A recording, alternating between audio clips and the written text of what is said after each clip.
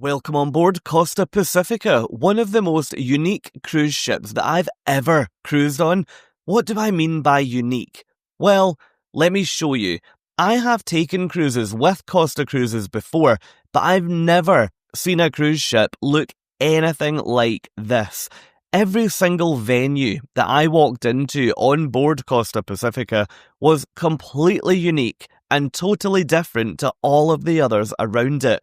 Here on my YouTube channel, I'll be showing you so much more from on board this ship, and I'll be telling you more about the cabins, the restaurants, the bars, the venues, the whole ship experience itself, and so much more.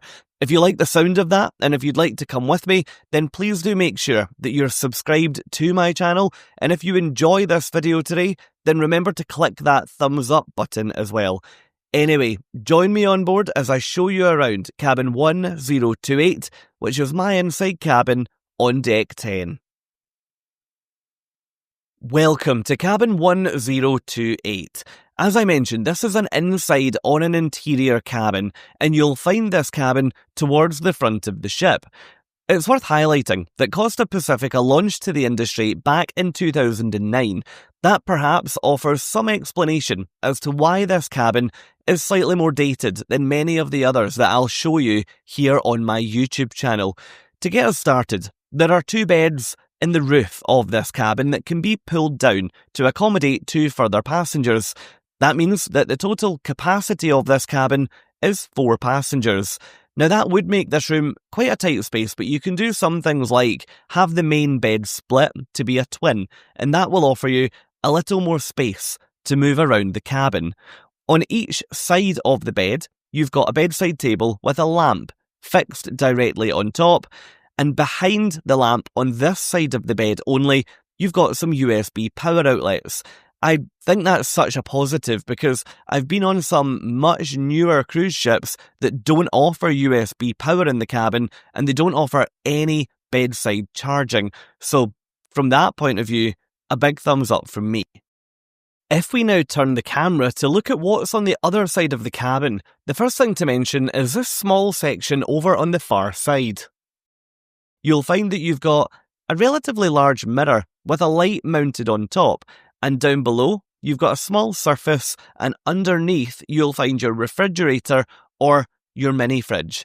When I boarded the ship, there were some light refreshments in here. These are not included in your cruise fare, so if you do wish to consume them, then you can do so, but your account will be charged. Up here on the wall, you've got 2 permanent hooks. I love a cruise ship cabin that has hooks on the wall because I just find them so useful for storing things like jackets, hats, lanyards, so on and so forth. Over on this side of the room, you've got your main desk, workstation or vanity area. Here, you've got a large mirror that's nicely lit on both sides. That's directly above the desk, so perfect if you're getting ready to head out in the evening.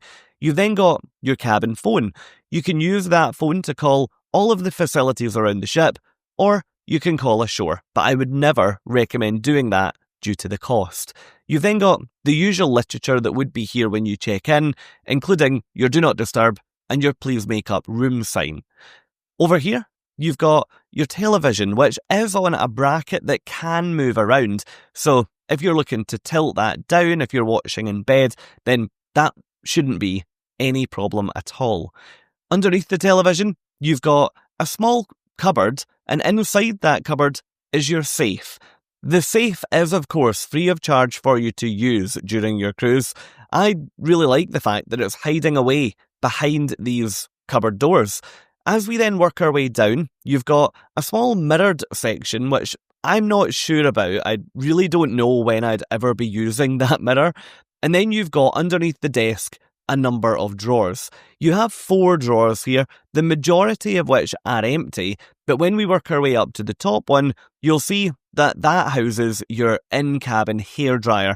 So if you are planning to cruise on board Pacifica, you don't need to pack, for example, a hairdryer, because there's already one in the cabin.